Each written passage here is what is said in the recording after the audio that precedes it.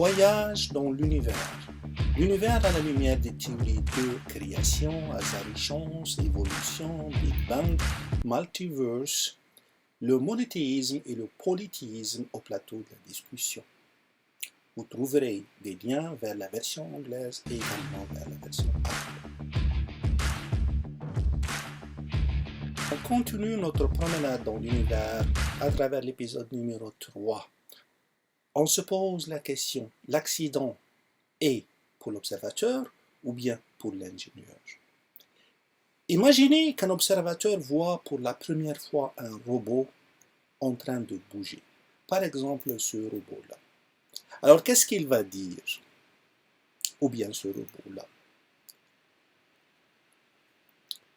Est-ce qu'il va dire que le robot, il bouge à travers un système, contrôlé par un système, ou bien il bouge d'une façon aléatoire? Il dira, ça bouge aléatoirement. S'il s'agit d'un observateur qui connaît l'ingénieur qui a fabriqué, qui a conçu ce robot-là, il va changer d'avis, il va dire non, le robot a été programmé par l'ingénieur. Il dira alors, il bouge selon un système précis fixé par l'ingénieur. Si l'ingénieur a programmé le robot pour qu'il s'ajoute à lui-même des pièces, par exemple, il s'agit d'un robot qui monte des voitures avec 4 mains. Et ce robot, il s'ajoute, il ajoute à lui-même une main numéro 5. Maintenant, il est avec 5 mains. Ou bien il s'ajoute à un marteau, autre chose.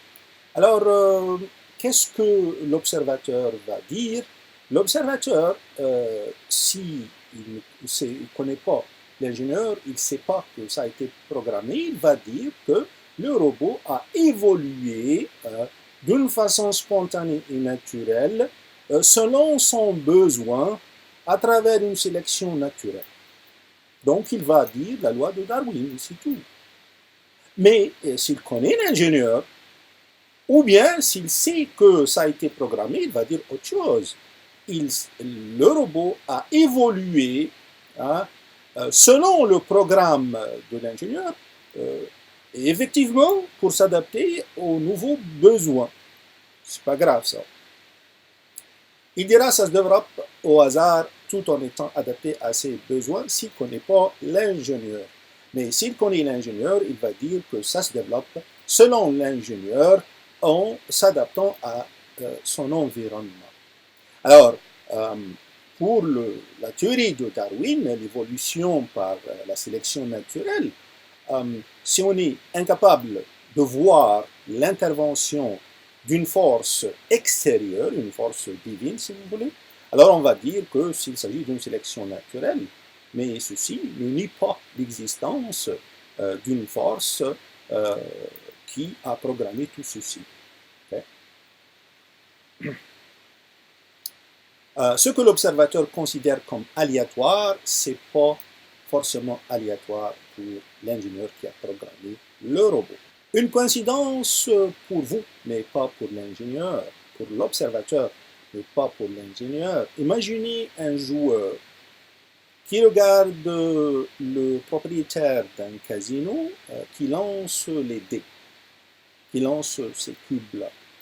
Il va dire que ces cubes tombent sur la table d'une façon aléatoire. Et ça donne des chiffres entre 1 et 6. Tout d'abord, les dés n'ont pas le choix que de tomber sur la table. Donc, ils sont programmés tout d'abord. Ils n'ont pas le choix que de produire un numéro entre 1 et 6. Donc, les cubes ont été programmés d'avance pour que ça donne des chiffres entre 1 et 6. Les nombres sont inévitablement entre 1 et 6. Est-ce que c'est aléatoire? Est-ce que les dés tombent au hasard sur un certain nombre? On va voir ça. Alors, l'observateur dira les dés tomberont aléatoirement sur un nombre entre 1 et 6. Je vais tenter ma chance. Mais supposons que le propriétaire du casino est un ingénieur, est un brillant ingénieur, est un ingénieur excellent, talenté. Ben, qu'est-ce qu'il a fait? Il a tout d'abord conçu la table.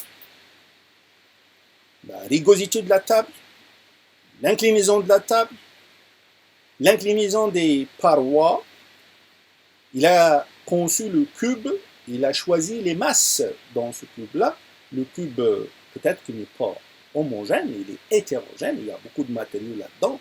Et il a joué sur les masses pour que ça tombe sur des chiffres bien déterminés. En plus, lorsqu'il lance le dé, il lance ce dé-là avec un certain angle, et il peut, parce qu'il connaît la table, il connaît le dé, comment il l'a fabriqué, et puis il joue sur les angles, il peut faire comme ça, pour faire apparaître un 3, et comme ça, peut-être, pour faire apparaître un 5. Mais pour l'observateur, c'est aléatoire. Alors, ce qui est aléatoire pour toi n'est pas forcément aléatoire pour celui qui a programmé ce qui apparaît pour toi aléatoire. En d'autres termes, la coïncidence pour toi n'est pas une coïncidence pour celui qui a créé le contexte de la coïncidence qui apparaît pour toi. Alors, de ceci, on peut dire que celui qui a créé l'univers, et même si certains événements apparaissent aléatoires, si l'univers a un créateur, ces événements-là ne sont pas aléatoires pour le créateur, ils sont programmés. Alors, le fait de dire que nous voyons une évolution naturelle avec le principe de sélection naturelle selon le besoin et en s'adaptant à l'environnement, ceci ne nie pas l'existence d'un ingénieur qui a fait tout ça. De plus, les êtres humains ne peuvent pas produire un événement aléatoire, ou bien du moins jusqu'à maintenant, on est incapable de produire un événement aléatoire. Que ce soit physiquement, et aussi en termes logiciels. Les logiciels que nous avons, les langages de programmation, C#, Java, Python, MATLAB, hein, ben, on a des fonctions qui s'appellent random, ou bien rand, ou bien ran, ou bien ranf, qui produisent un nombre aléatoire entre 0 et 1. 0,5, 0,6, 0,75, 0,6, 9, 3, 2, je ne sais pas. Donc c'est un moteur qui génère des nombres aléatoires entre 0 et 1. Mais nous, la fin programmée, c'est pas aléatoire. Ça suit un certain algorithme. Ça paraît pour l'utilisateur de MATLAB aléatoire, mais l'ingénieur qui a programmé MATLAB, c'est pas aléatoire pour lui. Ça peut être un jeu de hasard pour le joueur qui regarde, qui observe, mais c'est pas un jeu, mais c'est un jeu organisé pour celui qui a généré tout ça, l'ingénieur. La coïncidence ne nie pas l'existence d'un ingénieur, parce que c'est une coïncidence pour toi, mais pas pour l'ingénieur, pas pour l'inventeur, pas pour le façonneur. Lorsque quelqu'un dit « c'est une coïncidence », cela veut dire que cette personne n'a pas trouvé la règle, n'a pas trouvé la loi. Et ça veut dire aussi que la personne est limitée.